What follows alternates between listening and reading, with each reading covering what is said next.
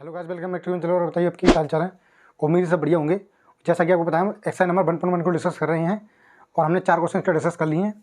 बहुत ही detail analysis करके हम एक एक क्वेश्चन को मैं एक पार्ट में डिवाइड करके बना रहा हूँ वीडियो में। एक वीडियो में आपको एक ही क्वेश्चन डालना हूँ, पर कंप्लीट एनालिसिस करके डालना हूँ। आपको कोई भी डाउट आपका बनेगा नहीं, ठीक है। तो इसी तरीके से हम डिस्कस कर रहे हैं। अगर आपने पीछे वाले क्वेश्चन नहीं देखे तो प्लीज़ आप जाके देखिए उनको। हमने एक क्वेश्चन को एक तरीके से भी कराया, अगर 2 तरीके से हो सकता है तो 2 तरीके से भी कराया, 3 तरीके से हो सकता है 3 तरीके से भी हमने कराया है। अगर आपने नहीं देखा तो प्लीज़ जाके हमारे पुराने क्वेश्चन को देखिए, फिर इस पे आओगे तो और ज़्यादा आपको अच्छा समझ आएगा। तो बिना देरी क्वेश्चन को स्टार्ट करते हैं। क्वेश्चन नंबर 4 क्या है देखते हैं। तो क्वेश्चन नंबर 4 जो कह रहा है, सॉरी 5, क्वेश्चन नंबर 5, 4 तो करा ही दिया। 5 में कह रहा है कि जाँच कीजिए कि क्या आर में आर बराबर S comma b such that a is less than equal to b cube का रिलेशन यानी संबंध दिया गया है। इसके द्वारा प्रवासी संबंध स्वतुल्य समित और संक्रामक है कि नहीं है, ये हमने इसकी जांच करनी है, इसको बताना है कि है या नहीं है। इसी तरीके से इंग्लिश में पढ़ते हैं। Check whether the relation R in the R defined by R is equal to a such that a comma b such that a is less than is equal to b cube, यानी a की value है या तो B Q के बराबर होनी चाहिए या ए की वैल्यू बी क्यू से कम होनी चाहिए, लेस होनी चाहिए। तो इस पे रिलेशन दिया गया है। इस रिलेशन में बताना रिफ्लेक्सिव सिमेट्रिक ट्रांजिटिव है या नहीं है, ये वाली बात हमें फाइंड करनी है। तो जल्दी से हम बिना देरी क्वेश्चन को स्टार्ट करते हैं, देखते हैं। चेक करता हूँ रिफ्लेक्सिविटी। तो रिफ्लेक्सिव चेक करते हैं। तो रिफ्लेक्सिव हिंदी में बोलते हैं स्वतुल्य। तो स्वतुल्य को चेक कर लेते हैं। इस पर स्वतुल्य है कि नहीं है, रिफ्लेक्सिव है कि नहीं है। तो रिफ्लेक्सिव के लिए मैं कई बार बता चुका हूँ, हर वीडियो में आपको बताता हूँ कि ए यानी A comma A related to R होगा, यानी ए कोमा ए संबंध में होगा, ए रिलेशन में होगा तो हम कह पाएंगे स्वतुल्य है, अदरवाइज नहीं कह पाएंगे। यानी कि इटसेल्फ का इटसेल्फ रिलेशन होना चाहिए, खुद का खुद से संबंध होना चाहिए, तो ही हम कह पाएंगे ये रिलेशन होगा। ठीक, दैट मीन्स इसको अगर मैं बनाऊंगा तो ये बनेगा A is less than equal to A cube होना चाहिए। ठीक, अब मैं कोई भी रियल नंबर लेता हूँ, जो रियल नंबर का सेट दिया गया तो रियल नंबर ही लेंगे। तो फॉर एग्जाम्पल के लिए 1 1 लिया मैंने, तो 1 1 पे ये होगा, तो बिल्कुल होगा भाई, क्यों 1 और 1 का क्यों करेंगे तो 1, तो 1 इक्वल टू 1 का रिलेशन बन जाएगा, यानी कि रिलेशन में है ये। यहाँ तक तो सही चल रहा है बिल्कुल। 2 2 पे चेक करें तो भी ये रिलेशन में होगा, क्यों 2 यहाँ रखेंगे और ए का मान यहाँ पे भी 2 लेंगे तो 2 का क्यों 8 हो जाएगा। तो 2 is less than equal to 8, बिल्कुल सही बात है। 2 जो होता है 8 से लेस देन होता है, तो ये भी रिलेशन के अंदर है। इसी तरीके से 3 3 पे भी सही बैठेगा कि 3 या 3 का क्यू करेंगे तो 27 आएगा। 3 is less than equal to 27, बिल्कुल सही बात है। तो इसी तरीके से आप किसी भी ऑर्डर फिर पे जाओगे ना, इस तरीके से किसी भी डबलेट्स पर चेक करोगे तो सब पे रिफ्लेक्शन निकलेगा। मैंने जब भी बताया, मैंने इस तरीके के क्वेश्चन जब भी हुए कि मैंने बताया भी है कई बार। मैंने पिछली वीडियो में आपने देखा होगा कि मैंने बोला था कि अगर इस तरीके से कोई भी रिलेशन आया, फॉर एग्जाम्पल के लिए मैं जब बताता हूँ, जैसे कि A is less than B square का रिलेशन हो, या A is less than B cube का रिलेशन हो, या A is less than B की पावर 4 का रिलेशन हो, इसी तरीके से सो ऑन। इसी तरीके से कोई भी रिलेशन होगा ना, तो हम पीछे हम देख चुके हैं ये वाली चीज़ कि इस पर रिफ्लेक्सिव सिमेट्रिक और ट्रांजिटिव तीनों में से कुछ नहीं आता है जब हम फ्रैक्शन वैल्यू को यहाँ पे डालते हैं तब। ये वाली बात बता चुके हैं हम पीछे। तो अगर आपको नहीं देखा है तो प्लीज़ पीछे वाली वीडियो को देखिए, जिससे कि आपको और अच्छा समझ आएगा यहाँ पे आके। तो कोई बात नहीं है, आप बस समझ लीजिए कि इन चीज़ों पर रिफ्लेक्सिविटी ट्रांजिटिविटी सब फेल हो जाती है, ठीक है। तो अब देखिए, मैं जैसे कि फॉर एग्जाम्पल के लिए 1/2 लेता हूँ, कोई भी रियल नंबर ले लो, 1/2 ले लो, 1/3 ले लो, एनीथिंग, कुछ भी ले सकते हो आप। तो 1/2 1/2 अगर लेने जाऊँगा मैं तो ये रिलेशन में बिल्कुल नहीं आएगा, यानी डलनर बिलोंग्स टू रिलेशन हो जाएगा, बिल्कुल हो जाएगा। तो देख लेते हैं क्या ये वाली बात सही है, तो देख लो भाई। तो मेरे भाई देखिए आप इसमें देखते हैं। तो यहाँ पे मैं लूँगा क्या 1/2, ठीक है भाई, और यहाँ लूँगा 1/8, ठीक। तो 1/2 और 1/8, तो 1/2 इज लेस देन 1/8, ये वाली तो बात तो गलत है, नहीं मैं बोलूँ कि 1/2 इज लेस देन 1/8, तो ये बोलोगे आप सर ये तो बिल्कुल गलत बात है। 1/2 जो है 1/8 से ग्रेटर होता है, 1/2 1/8 से लेस देन नहीं होता है। कहने के बाद ये है, यानी कि ये वाला जो रिलेशन है फॉल्स है, और फॉल्स है इसका मतलब ये रिलेशन में नहीं है, रिलेशन में नहीं है, तो हम कह सकते हैं क्या ये वाली बात क्या है, hence it is not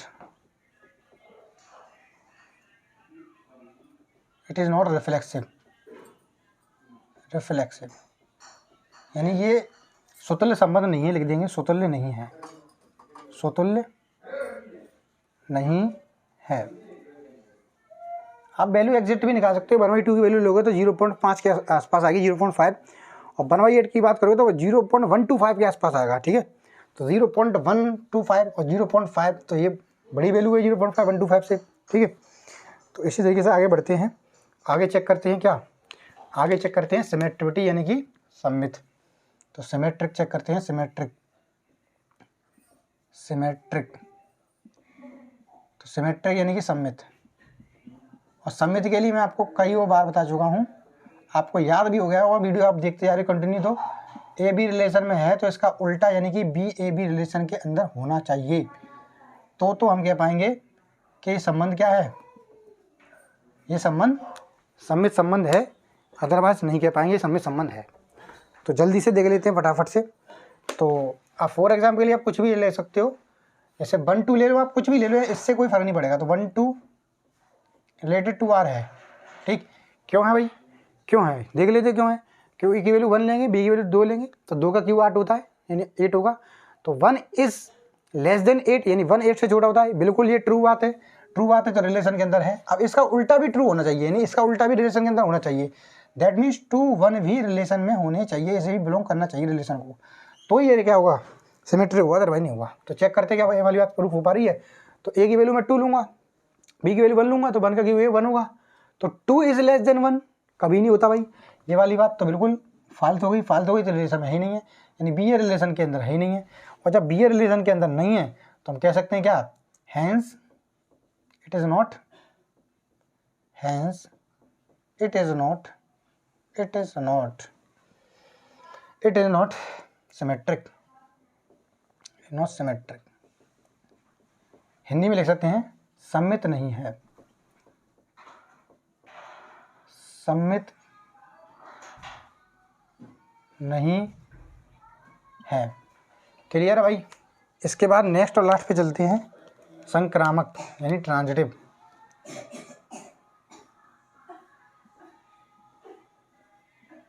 transitive यानी संक्रामक, संक्रामक। तो संक्रामक चेक कर लेते हैं, और संक्रामक को चेक करने के तरीके मैं आपको बता दे रहा हूँ एक और बार।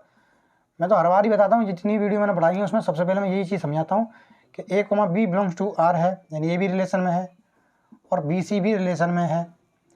तो ए सी रिलेशन में होना मस्ट है, ए सी होना ही होना चाहिए रिलेशन में, अदरवाइज ये संक्रामक यानी ट्रांजिटिव नहीं हो पाएगा। तो जल्दी से देख लेते हैं इसको भी। अब इसके लिए कोई एग्जाम्पल लेना आपको थोड़ा सा तकलीफ दे सकती है, तो मैं इसके लिए आपको क्या बताता हूँ।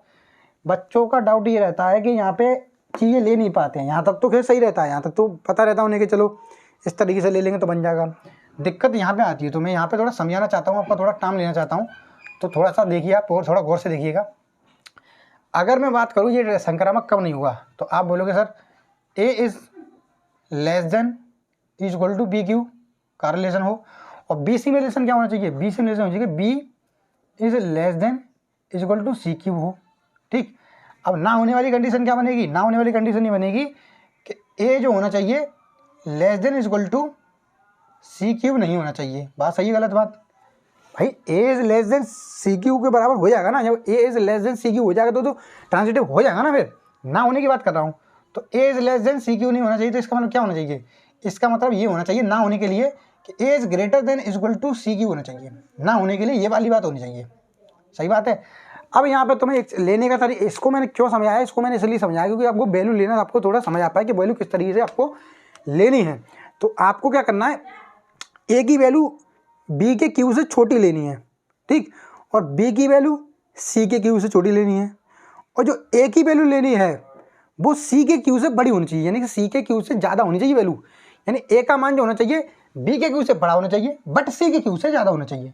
बात समझ नहीं समझो भाई, यही वाली बात मैं समझाना चाह रहा हूँ कि ए का मान जो होना चाहिए सी क्यू से बड़ा होना चाहिए बट बी क्यू से छोटा होना चाहिए, तो ऐसी वैल्यू आपको लेनी है।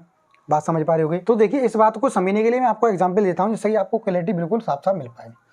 अब ए की वैल्यू फॉर एग्जाम्पल के लिए मैंने 10 ले ली, ठीक, तो बी की वैल्यू मैं क्या ले लूँ, 3 ले लूँ, कोई दिक्कत वाली बात नहीं है, बिल्कुल दिक्कत वाली बात नहीं है, क्योंकि यहाँ पे ए की वैल्यू जो है बी क्यू से छोटी है, क्योंकि ए की वैल्यू 10 है, बी की वैल्यू 3 रखेंगे, 3 का क्यूब 27 हो गया, तो 27 से छोटा ही है 10, कोई दिक्कत वाली बात नहीं है, ये बिलोंग्स टू आर है, बिल्कुल है, ठीक।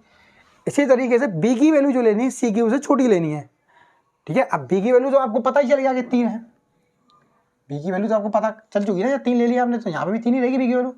जो वैल्यू यहाँ पे है बी की वही वैल्यू यहाँ पे रहती है, सेम टू सेम रहता है, पता चलेगा वो इतने दिन करते करते हो गए तो, ठीक। इसके बाद अब यहाँ पे चक्कर सी क्यू को बढ़ रहा होगा, तो देखो सी क्यू के लिए मैंने बता दिया है कि सी क्यू का मान ए से छोटा होना चाहिए। ए की वैल्यू हम ऑलरेडी 10 ले चुके हैं, तो सी क्यू का मान कैसा लेना है, 10 से छोटा लेना है। तो ऐसा क्यू बताओ जिसका मान 10 से छोटा हो, तो आप बोलोगे सर 2 ले लो, क्योंकि 2 का क्यू जो होता है 10 से छोटा होता है कि नहीं, बिल्कुल।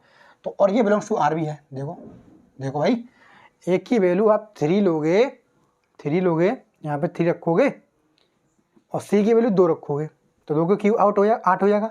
तो 3 इज लेस देन 8, बिल्कुल सही है, ये रिलेशन में है ये वाली बात, और ये वाली बात रिलेशन में है।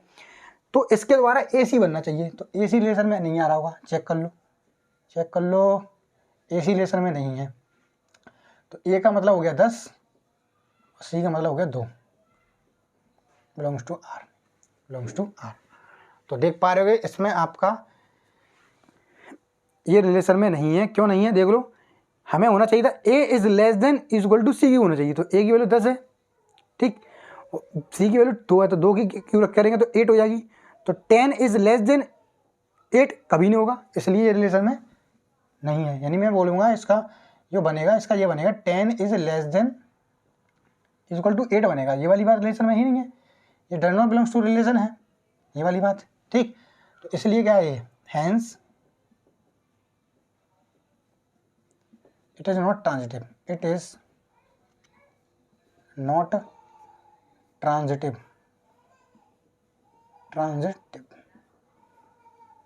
ये संक्रामक नहीं है। बहुत अच्छा सवाल था, बहुत जी संक्रामक, बहुत ही बेहतरीन सवाल था मेरे हिसाब से। तो इस तरीके जितने भी सवाल हैं ना वो संक्रामक स्वतंत्र और सममित कभी होते नहीं हैं।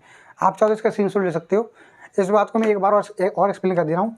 देखो मेरे भाई, इसमें ए की वैल्यू हमने 10 ली है, ठीक, तो बी की वैल्यू ऐसी लेनी है हमें कि यहाँ पे क्यू करें तो ये वाली वैल्यू क्या होनी चाहिए, छोटी होनी चाहिए, ठीक।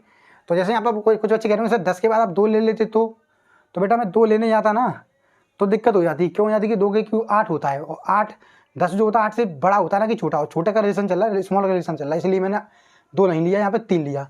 अब जैसा कि पता है यहाँ 3 ले लिया तो यहाँ भी 3 ही लेना पड़ेगा, यहाँ भी होता है, यहाँ भी होता है। अब जैसा कि आपको पता है, अब ये वाली वैल्यू आपको कैसे पता चली, ये वाली वैल्यू पता करने के लिए आपको पता होना चाहिए, मैंने यहाँ पर बताया कि सी क्यू की वैल्यू जो होनी चाहिए वो ए से छोटी होनी चाहिए। तो ए की वैल्यू 10 है, तो सी क्यू की वैल्यू 10 से छोटी होनी चाहिए। तो ऐसा क्यू ढूंढो जो 10 से छोटा हो। तो आप बोलोगे सर 8 होता है, तो 8 के साथ क्यों होता है, 2 का होता है, तो इसलिए मैंने 2 ले लिया यहाँ पे, ठीक भाई। तो आप देख भी पा रहे हो 3 इज लेस देन 8 हो जाएगा, ठीक है। इसको रिलेशन में लेंगे तो रिलेशन में है ये वाली बात। ए और सी रिलेशन में नहीं आएंगे फिर, यानी ए और सी ये वाली चीज़ ले लेंगे तो ये रिलेशन के अंदर हो गई नहीं।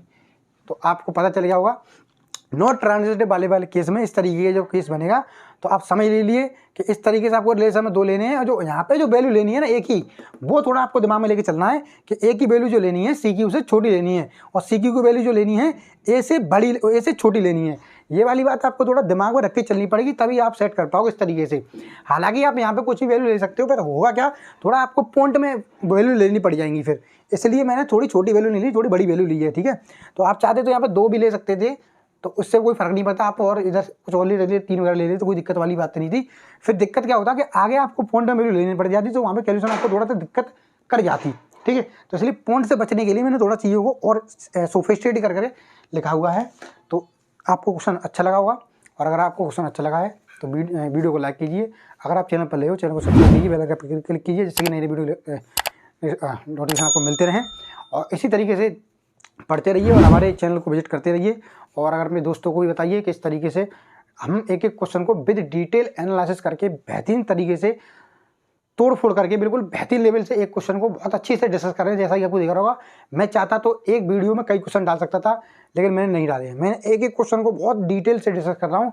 कोई बच्चा अगर बारी बारी से देखते चलाएगा तो मैं गारंटी से कह रहा हूँ कि इतने क्वेश्चन देगा तो एकदम क्लियर हो जाएगा उसके। तो इसी तरीके से नेक्स्ट वीडियो मिलेंगे नए क्वेश्चन, डे बाई डे नए क्वेश्चन के साथ। तब तक के लिए पढ़ते रहिए, ख्याल रखिए, bye bye, take care, thanks for watching.